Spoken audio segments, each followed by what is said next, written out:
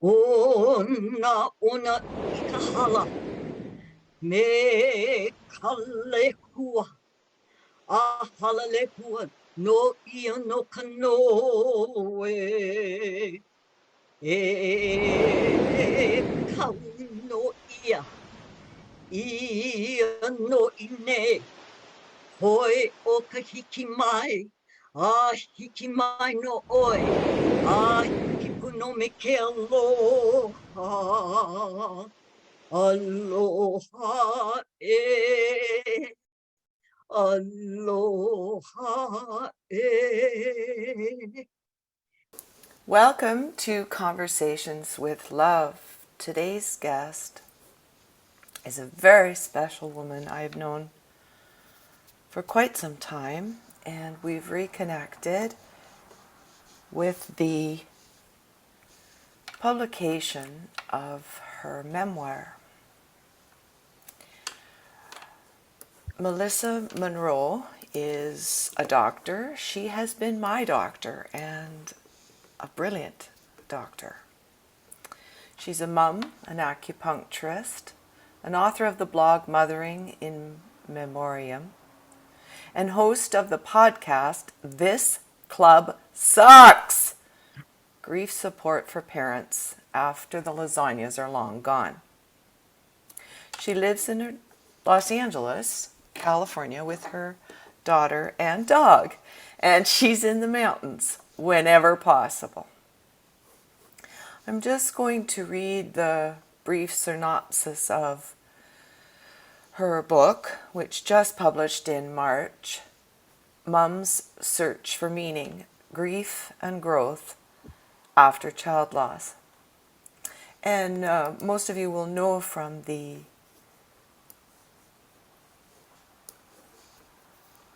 invitation, there was a quote from her book, which we're going to talk about today. Paralyzed by guilt, grief, and post-traumatic stress disorder. After her 2-year-old daughter Alice died in her sleep of unknown causes, acupuncturist Melissa Monroe determined not to become a victim in the story of her life.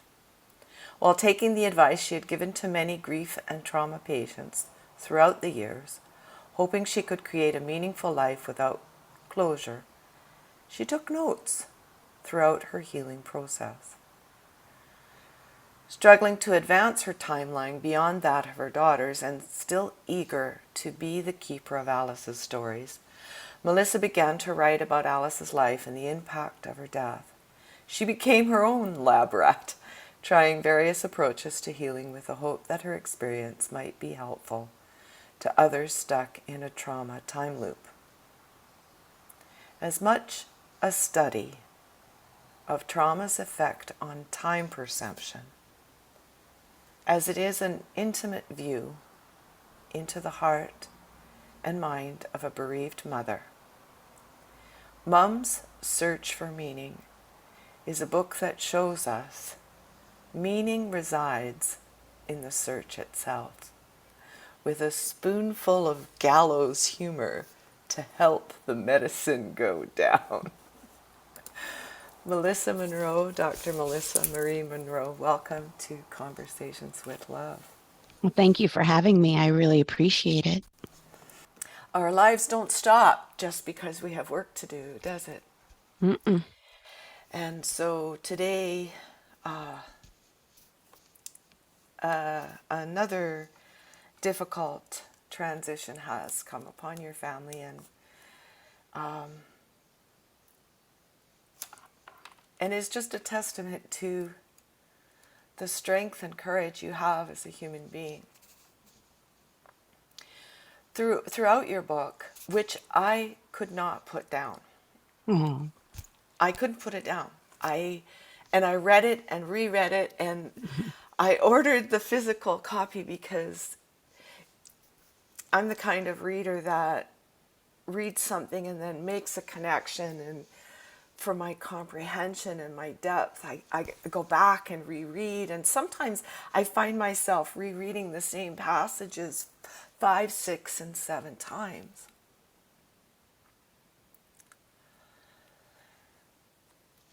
And I feel like I'm kind of walking on eggshells, and I don't want to do that because you're so much tougher than I am in all ways. So maybe kind of to soften it a little bit, why don't we just kind of talk about how we met and just this whole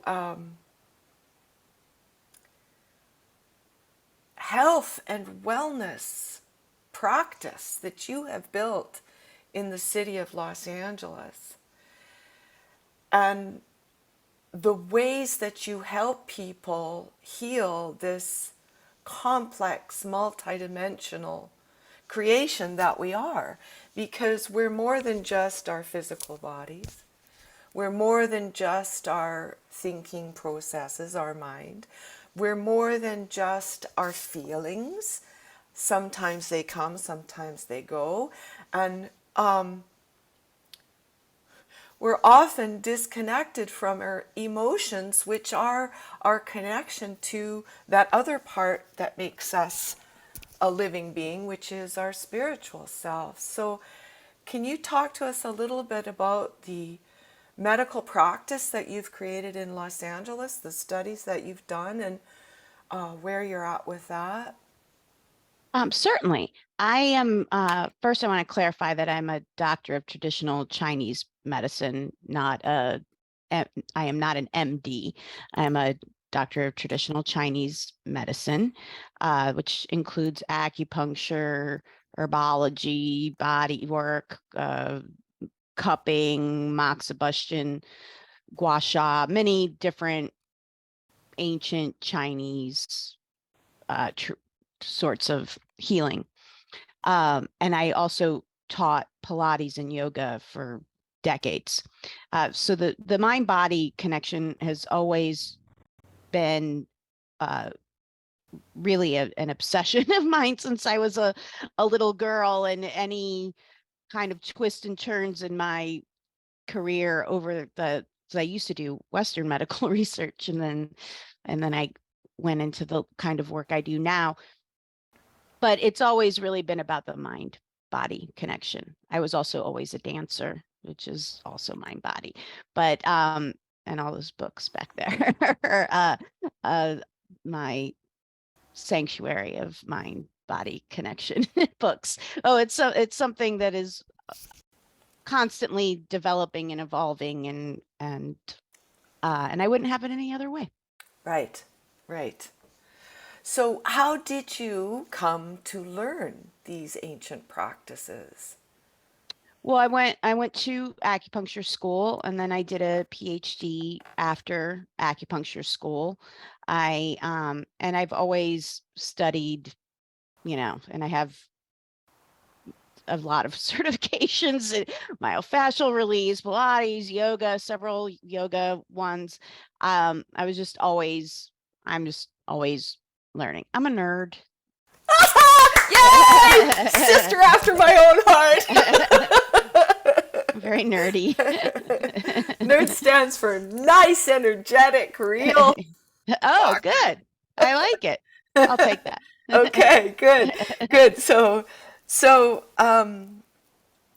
I met you. I came upon your practice, which was at the time in a Pilates studio, and also it had a beauty component. There was a salon, Oh, yeah. a hair salon, and a Lila was there facialist, too. and there was a connection to a lot of different shamans, and the world of Western medicine is kind of based on Aristotle's principles, right? Physician, heal thyself. So basically, that hasn't changed. And I find that it creates a bit of a separation, both for the physician and for the patient, because they're not allowed to enter into places that might seem untraditional or unknown to that Western mind. Because once we've made up a decision, it doesn't matter if there's evidence of something else. We don't see it. Yeah, look what we did to Galileo. I mean, we don't like new, even though we claim to be about progress and innovation, even what's happening in archaeology in Egypt, there's so, as much as we say we like innovation, anyone that really made discoveries that led to enormous innovation, they were almost uniformly either made killed or made everyone was told they were crazy, or it was you know what I'm talking about, that shamed, publicly humiliated, but kill a lot of times killed. And it's the same.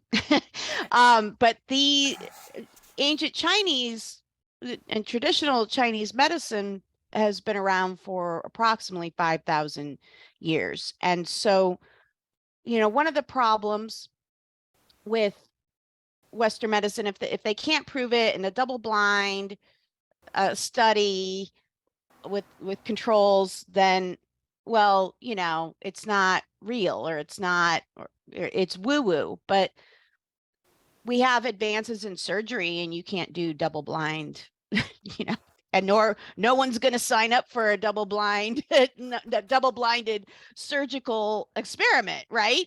And you can't have a subject that doesn't know whether they're the subject or not. You can tell if you had the surgery or not, even if it was the wrong surgery.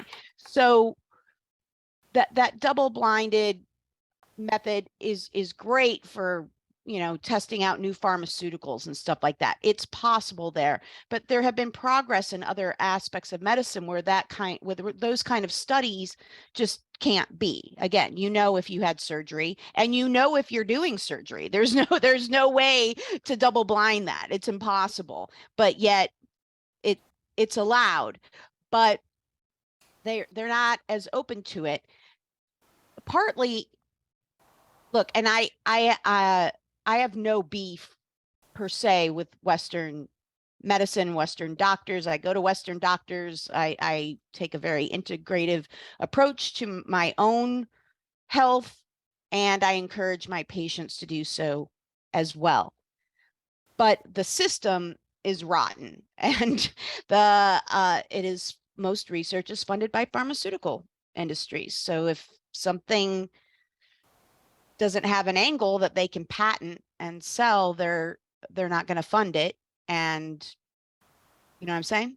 Well, I totally do. And this is a big problem for our society because it is. Okay, so my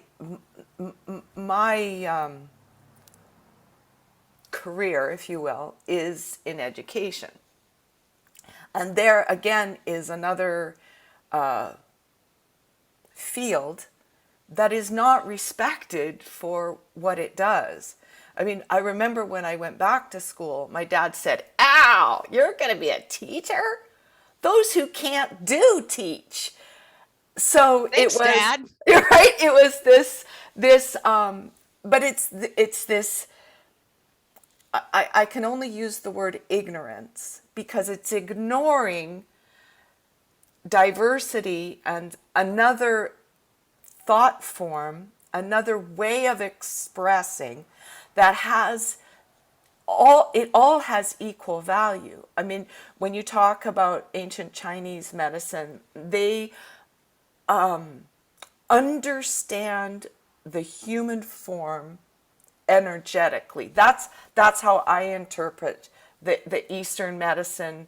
And beyond energetically, and beyond energy. They were talking about, they just have different terms for it than we do, and so we don't want to give it any credence. And the other main problem is, we know that it works statistically, but because they can't identify exactly why it works, they want to say it's, It's woo. bollocks. Yeah. It's But just lots of things were, did virus, I always say to them, like, did viruses kill people before we knew they were viruses? Yes, they yes. did. Yeah. Did bacteria kill people before we knew it was bacteria? Mm-hmm. Mm-hmm. Mm-hmm. Just because we don't know the hows and the whys doesn't mean it's not real. Cholera was real and really killing people before we knew to call it cholera and the mechanism of the action. Yeah. And so poo-pooing things just because we can't see or identify a mechanism that we understand with our current scientific tools does not mean it's not valid. We seem to have a lot of hope we can get to Mars and live on Mars. No one knows how the hell that's going to happen, but we seem to have hope that it will. And it would just be nice if they would apply that to things that could heal people on Earth here. Right. Exactly. And why escape what we haven't even begun to research and get to know? Right. And it's about a shift in relationship. So And also, if someone gets pain control, like, who cares?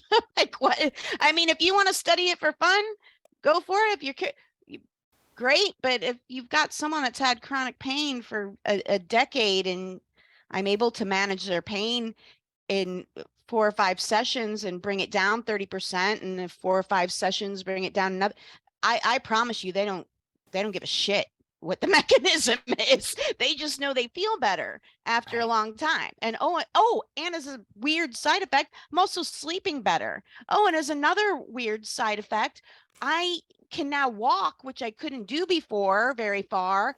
And so I'm losing a little weight and my A1C is down and all of these other things. So yeah, I mean, it's fun to find out why it works. I'm eager to find out why it works. But in the meantime, poo-pooing it because we can't identify a mechanism is silliness. agreed. It's just sheer ignorance, and that's not the way to live our lives. Yeah. It's also very inexpensive. It's not like we're saying, hey, give them this $30,000 treatment and we don't know if it'll work or not, which happens every single day. This is peanuts compared to what most medical Well, procedures I mean, are. I don't know if you can see the difference in me compared to when I came to see you 15 years ago after being in 3 back-to-back auto accidents where my car was totaled Right. and I couldn't even walk. Right. So, I mean, yes, it works.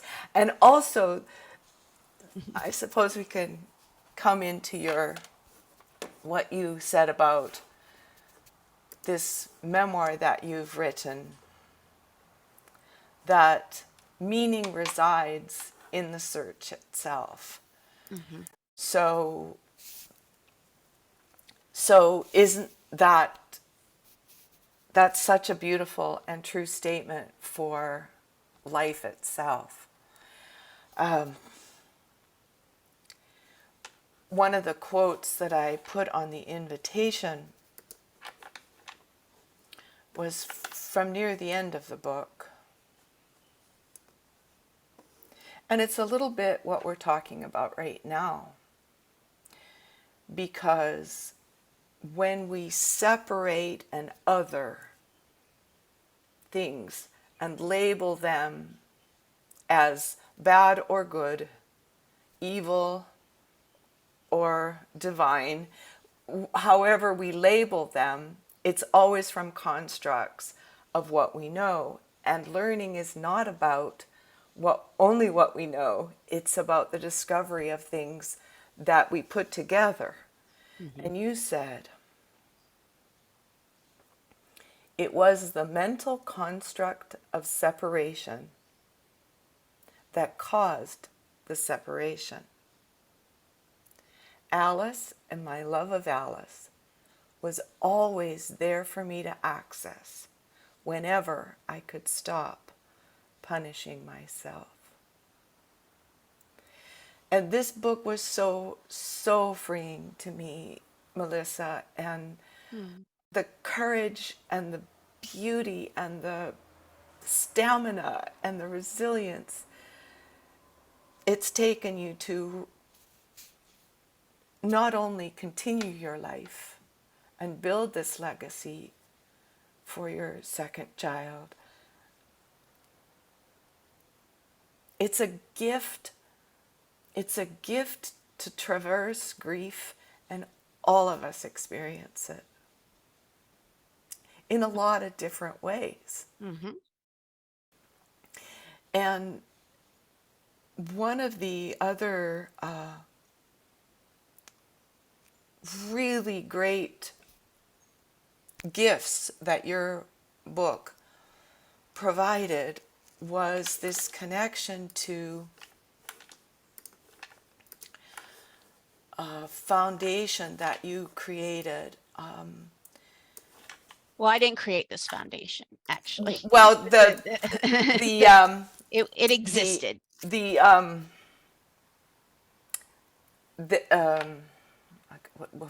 I said the wrong word. The donation structure you created for people to donate to this counseling center Right.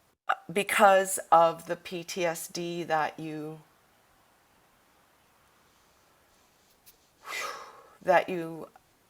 found was one of the diagnoses that you had gone through because of the way. Well, I'm going to let you talk about it. I didn't experience it, but what is the process that this counseling center helped you go through? Can you talk to us a little bit about the process and how it helped you heal the PTSD, manage it so that you could function? And Yes, certainly. I did a therapy, which is a trauma and resiliency modality called EMDR. Movement desensitization and reprocessing. And so basically, let me back up. I found talk therapy wasn't helping me, and in fact was making it worse. And I also was very aware that repeating the story over and over and over again to everyone, like, what happened, what happened, what happened, what happened, was really messing me up. And that was very clear. And I found that even in therapy, it just started to feel like I was spinning my tires in mud and that I wasn't getting anywhere and I was going to kill the engine. I had the intense feeling that that was happening. So one of the big reasons I started writing was so that I didn't have to say it over and over again. I could just say, here's what's happened. Read it if you want, don't read it if you don't want, but I can't keep saying this because it's re-traumatizing me. So in EMDR, you do very little setup. Like there's very little background. It's not like talk therapy where like when you were born and when you were 5, did your parent, there's none of that. They try to find just enough that they can kind of identify a moment where it went wrong for you, where your mind started working against you, and then they try to help you reframe the trauma. At that point, you do talk, or some people do it silently. I talk when I'm doing EMDR because sometimes I don't know what I think until I hear myself saying it. And as I say it, I realize, like, yeah, it's been there, but it was, in a soup of other stuff. So I talked, and they have you, before you ever really start, there's 2 setup sessions. If you're doing it in the traditional 8-session chunks, there's 2 setup sessions where you choose your stimulus. So you can choose, it's alternating stimulus. You can choose earphones, which buzz, alternate buzz, buzz, buzz, buzz. You can choose hand buzzers, which buzz alternately, or you can follow a ball on a stream. So your eyes are crossing. This encourages cross-lateralization of the brain, because what happens in trauma is the trauma gets stuck in the body and in the emotional centers of the brain. The frontal cortex and the higher brain centers shut down, which is why you have, you know, fogginess and executive functioning problems with PTSD. Also, the timekeeper of the brain is in the emotional center, which is why you can start experiencing flashbacks. So they say, you know, they generally have you come up with some like a calming image, a grounding image, a wise person image, different kinds of things that the therapist can use to bring you out if it feels like you're going too far in. So you identify the place in the trauma that, to your best knowledge at that point, seems to be where it all went wrong for you, where your brain started working against you, and start telling the story from there with the bilateral stimulation happening, which encourages the higher brain centers to take over. So you can start to process it in your higher brain centers and get it out of the trauma loop in your emotional center and body. So that was probably more than you wanted to know. No, not at all. I'm like, I want more, because this is, I mean, I just see this as, so could you tell us how you, all right, so how did you find EMDR? How did you find this counseling center? And what prompted you to create this donation page for this center, for this work, so people could access it? Can you tell us more about that? What did you find out? What did you discover was happening in Los Angeles, for example? What, there's 5 million people in the city, and are they getting services? Right. Southern California Counseling Center, or SCCC for short, which is almost harder than saying the whole name. Especially if you are a child that used to have a lisp like I am. SCC, like my brain has to really work to do that. They are they receive no government funding. They receive no there's no insurance. It's entirely privately funded. It's a sliding scale center in Los Angeles. They now have a facility in Watts. Also, they have they send therapists to incarcerated people, to schools. They're really growing in the last few years, which makes me really happy. Because the average person pays 16, the median patient pays $16 a session. Some pay more. Oh, wow. Depending on how much money you make, but even their top price is a fraction of what therapy would be if you're paying out of pocket, or even your, you know, your copay. So I knew about them before, and I'd actually gone there with a boyfriend for couples counseling many years before. But right after Alice died, a woman in my neighborhood reminded me about them. She had done her hours there when she was waiting to take her boards. So here in California, once you finish your coursework for your LCSW or your MFT or your PsyD or whatever degree you're going for to be a therapist, you have to do 3,000 hours of counseling, which is a lot. I mean, you know, it take a couple of years at least of your life. And so that's how SCCC can operate. They have people who have finished their coursework but need to do their hours. They're volunteering. They are overseen by licensed therapists who have already taken the boards, licensed, been working for many years. They supervise. They are also volunteers.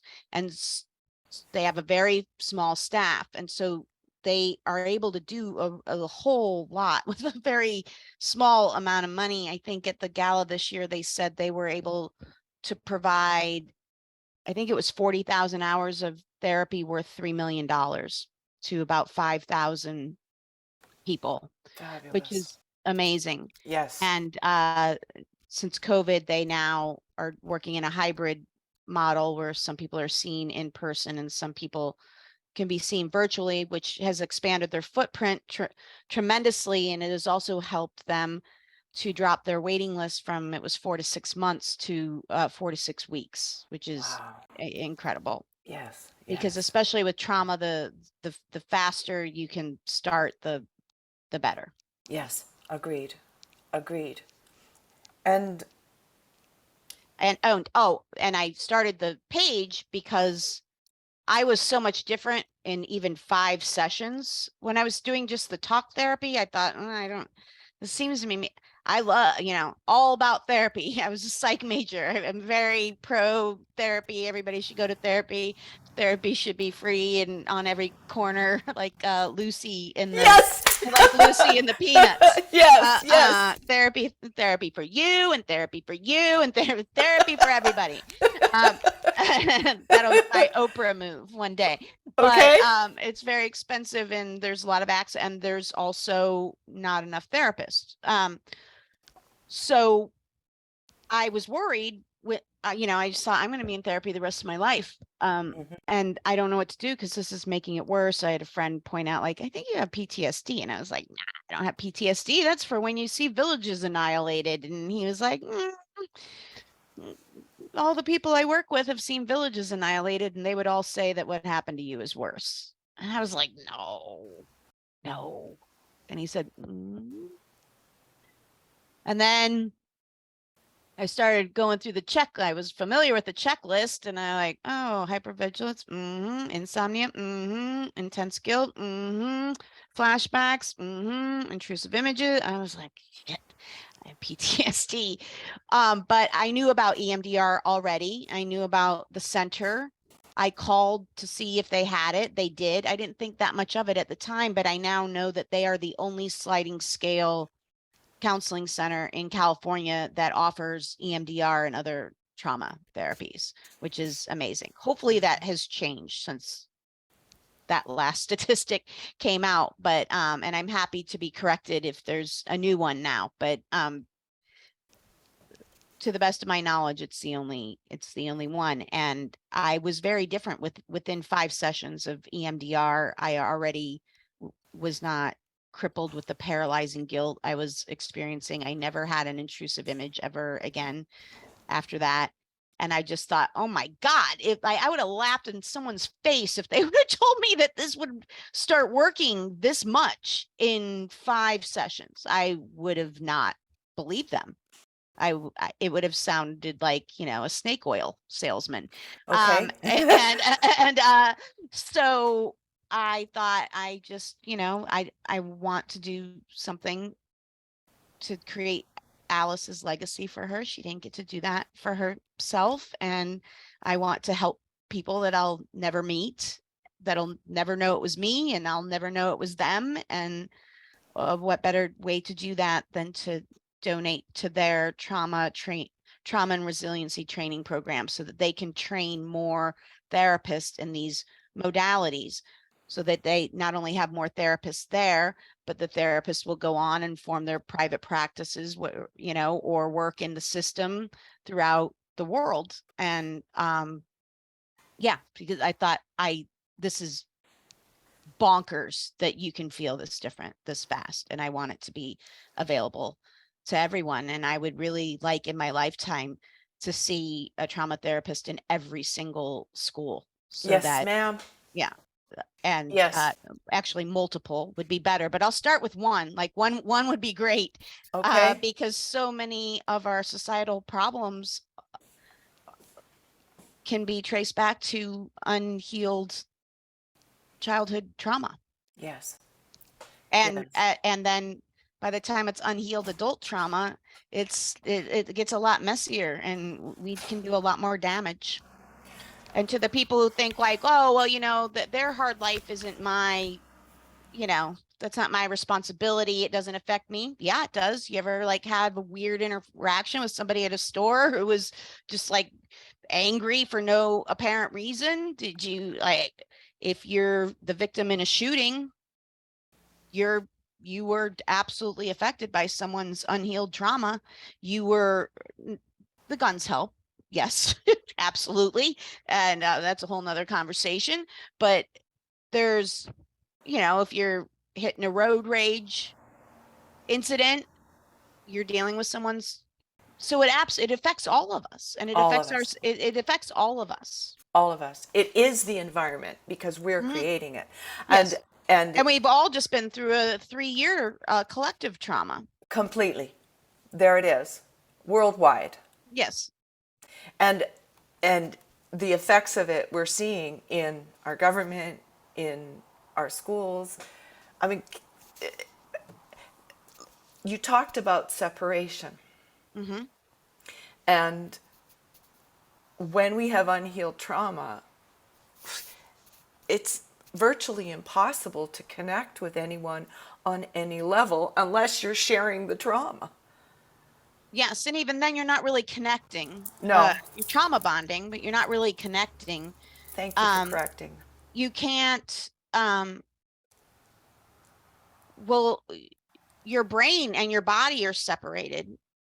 There's separation within, and until you are afforded a chance to create some integration there, we it becomes almost impossible to create a a relationship space or a family space or a community, right? I mean, if we can't integrate within, we can't create that. Do you agree? Oh my gosh. I mean, that was worth the price of admission, Melissa, because you've basically described for me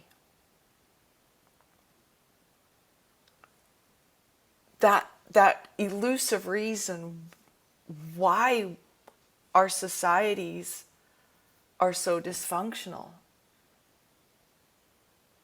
People Because go through hard shit and they don't have any support, they don't and have people any don't know what to do, and they don't know what to say, and they don't have time because we're buried in bullshit paperwork, and we're just like, you can't buy a Brita water filter without it coming with some stupid paperwork, like just the paperwork for all of our jobs, the paperwork for just renting an apartment or owning they we're just buried in bureaucracy.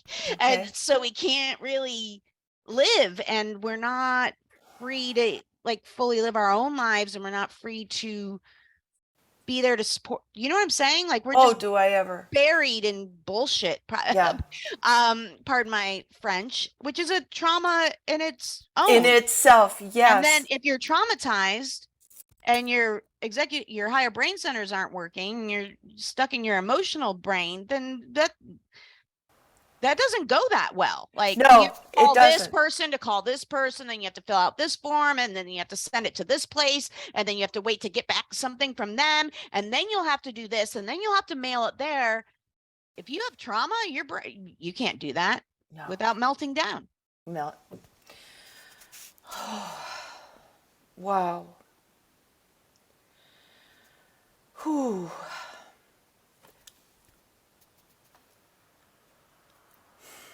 So you talked about when we're operating from this skewed and separated mind body relationship, we don't even have a whole relationship with ourselves first and foremost. Mm-mm. So we don't even physically really even exist, in fact. It's like we are disconnected from this human life. Well, we exist, but it's definitely not to our highest potential, Okay. for sure. You know, Have you ever read David Hawkins' Power versus Force? I haven't read that one. Mm-mm. Okay, so in it he basically did studies in, I suppose, what could be called telekinesis, where he learned and taught people how to muscle test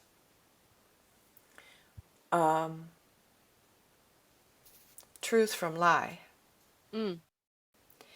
And he calibrated words or Mm. emotions. Mm. And shame and guilt, which you spoke of as this illness from this trauma you experienced when you... I'm sorry. There's healthy guilt.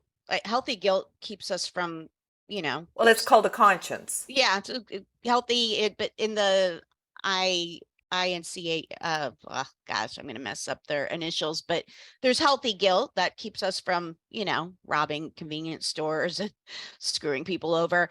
There's unhealthy guilt, which is either irrational, like that you're taking blame for something you didn't have, or you are assuming you had control over something that was uncontrollable, or accepting blame for something that wasn't your fault, or it is disproportional to, you know, maybe you spilled coffee on someone, but you are flattened for 3 days because you feel so bad that you got their suit dirty. That would also be unhealthy guilt. So it's misplaced, it's disproportional, or it's irrational. And then there's shame. Guilt is more like I did a bad thing. Shame is more I am a bad person. I Okay. definitely was struggling with unhealthy guilt. We don't know to this day why Alice died. I was her mother. I assumed it was my fault. There is nothing they could have told me that I wouldn't have, that my mind wouldn't have spun into a way that it was my fault. Okay. And that took some work. Yeah. Yeah. And that's what you said, I'm going to fight. I'm going to fight the PTSD. Yeah. And guilt, it can be or shame, either one. I really was more guilt. I didn't have so much shame. I had really more guilt. Okay. But there's a maternal guilt that's ingrained in us also, like, and especially our generation of parent, like my parents didn't know where I was in the summer. That's just a fact. Like, we were gone at 8 and don't come back until the dinner light comes on. I could have been running a drug cartel on the next block over for all they knew. They had no idea what I was doing. They It's not like that now. Gentle parenting is harder. The helicopter parenting, you're horrible if you do, you're horrible if you don't. There's more pressure on parents these days than I believe my parents experienced. And we've been ingrained with a lot more guilt. Well, if your kid isn't sleeping through the night, it's, you know, the shitty sleep training method you used, or it's because you sleep with them, or because you don't sleep with them, or so part of it was ingrained. Okay. And then guilt can also is often part of PTSD, guilt or shame. And I had all my eggs in the guilt basket. Okay. Okay. And until you had the EMDR, there really wasn't any true relief. No. And I was keenly aware of it. I thought this feels intense enough to kill me, as if it had hands that could physically kill me. It felt like I write in the book, I think, that it felt like I had, like it was in little packets, like little packets of plutonium, and this one popping wasn't going to kill me, and this one popping wasn't going to kill me. But slowly, the more these little guilt plutonium eventually it was going to kill me. And that I was very, very aware of that from day one. I told my mom, I don't know how you're supposed to live with this. Feels deadly. Wow, Melissa. So we've got to give thanks for EMDR. everyone listening, when we post this on our channels and our podcast, please go to S like Southern, C like California, It's a mouthful, right? C like counseling, C like center, dash, L like Los, A like Angeles, .org/Alice hyphen Ferguson. And please donate generously. Thank you. I know Melissa well. I've known her for a long time, and she has helped me in my life tremendously. And her book, this memoir, Mom's Search for Meaning, is one I recommend for everyone, because as you were saying, we are a society operating from minimal capacity, not from top potential. We've all been traumatized, and some of us don't even know how we've been traumatized. And if you're lucky enough to not have been, you are surrounded by people who are. And everybody needs to know they belong. It's part of our human nature. Yes. It's what we need. It's the attention, the affection, the appreciation, the acceptance, and for you to have experienced this great loss and to come out of it with this gift of this book, Mom's Search for Meaning, your memoir, and these tools that you give in the book. Melissa, I am so grateful to you. I am so grateful to you that you said that you were aware enough to know this was happening. I'm grateful to your family and to all those people who support you. And I highly recommend this book. Thank you. And especially, I mean, you write about things that matter to all of us. In the beginning of the book, may I read part of it? Are Sure. you okay with that? Yeah. I'm having flashbacks of over proofreading my book now that Oh, I'm well. looking at the galley. It's absolutely fabulous. I went to my crazy place during that. I can imagine. I can need to imagine you did. not, but at this point, I don't care if there's mistakes. I'm sure lots of people will tell me I have to step away from the screen. Okay.